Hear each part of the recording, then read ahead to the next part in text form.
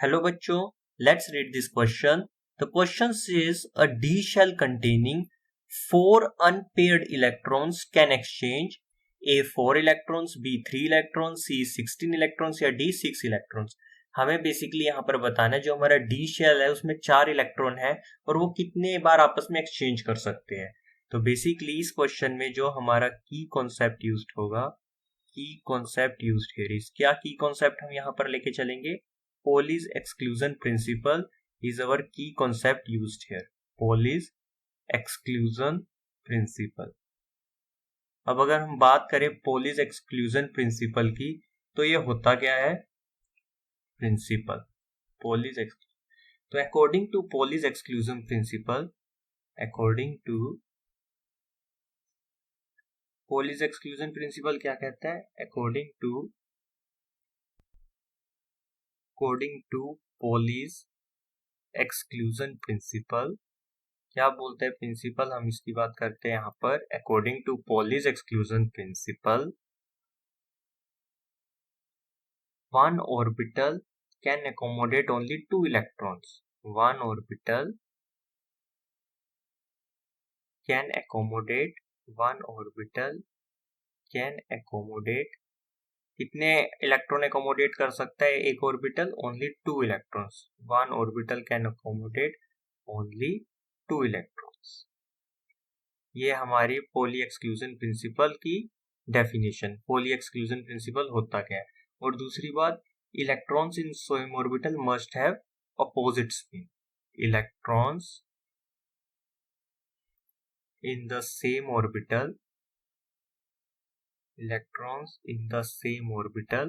must have a opposite spin.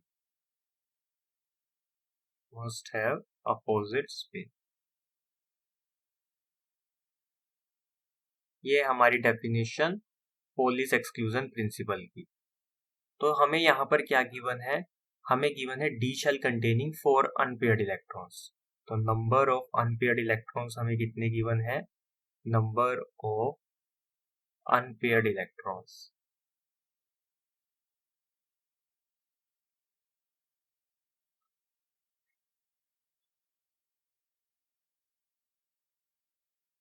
कितने हैं number of unpaired electrons?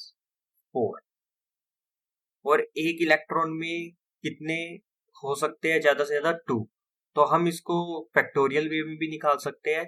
तो यहाँ पर है हमारा n इज इक्वल टू 4 और number of electrons in an orbital, number of electrons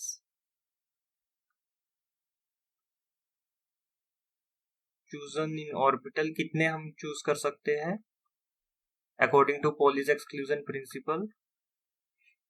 2. तो हम यहां से लेके जा सकते हैं r इज इक्वल टू 2. तो अगर हम इसको फॉर्मूले में पुट करें, हम जानते हैं हमारा NCR का फॉर्मूला क्या होता है?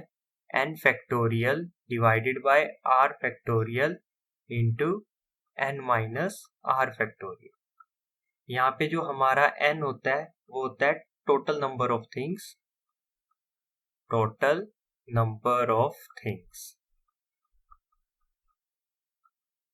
और अगर हम बात करें हमारा जो r है, r क्या होता है यहाँ पर? r is number of things to be chosen out. Number of things to be chosen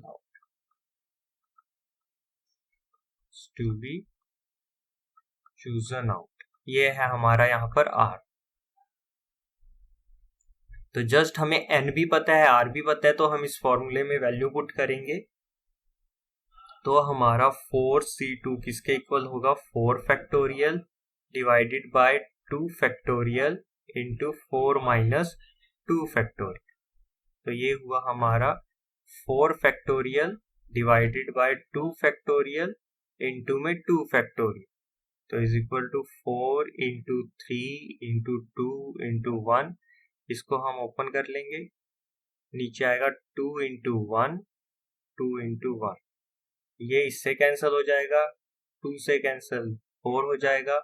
तो यहाँ पे आएगा 2 इंटू 3 इज इक्वल टू 6. तो नंबर ऑफ एक्सचेंज कितने आए हमारे पास? 6. Number of exchange 6। हम इसको ऐसे भी समझ सकते हैं कि जैसे हमारे d ऑर्बिटल है, हम यहाँ पे d ऑर्बिटल लेके चलते हैं।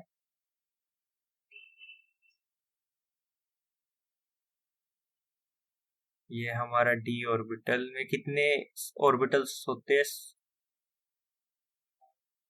1 2 3 4 5 5 होते हैं सब शेल।